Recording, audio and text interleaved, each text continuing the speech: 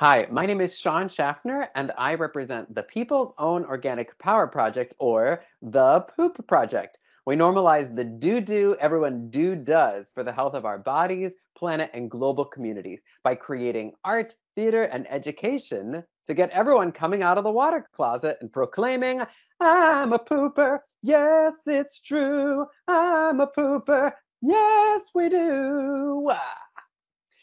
So I got into the fascinating world of poo, and it is super fecal and super fascinating because I was a constipated child. That is the God's honest truth, and the goddesses, and the whatever being or non-being you choose to ascribe to.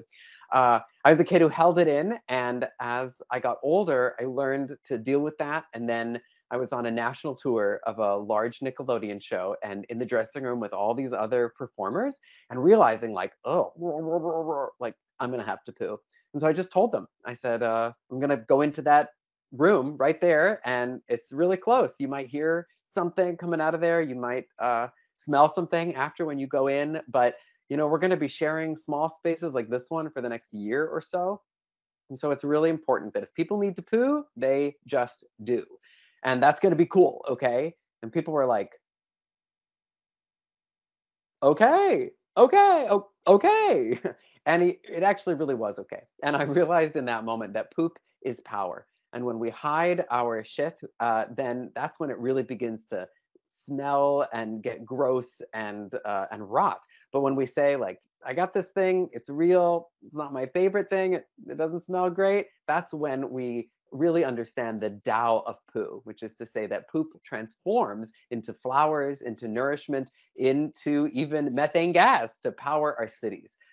So that's what really got me into poo, was that childhood experience, and also doing a bit of research, beginning with The History of Shit by Dominique Laporte, and Dave Prager's book, Poop Culture. And that really opened my eyes to the way that my childhood issues were connected to a whole world of ecology, of global sanitation, of health and resources, and to really feeling good about what it means to be in our bodies and the reality of our bodies.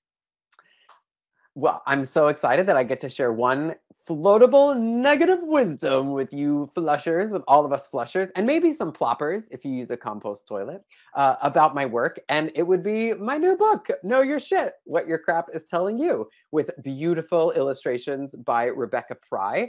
And one of the things that I really loved being able to feature in this book is not only tips to keep all of us in the Goldilocks zone, which is to say pooping really healthy, and how our poop is like a messenger about what is happening inside of our bodies, and how we can adjust our diet, our stress levels, our sleep, etc., to help us really stay in that Goldilocks zone. But it's also about all the different ways that people have pooped over time and where poop is going. Like the fact that George Washington in his home had a 3-holer outhouse, which tells us that poop was not a private thing, even for our fellow Americans and leaders of the country. There's also information about toilets of the future and defecatory justice, and how the toilet of the future really needs to be accessible, sustainable, and dignified for all beings, regardless of what kind of body they present in.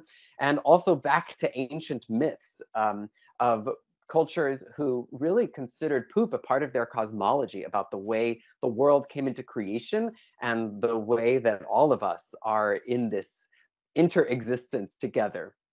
Because I believe that if poo could talk, it would tell us, love me.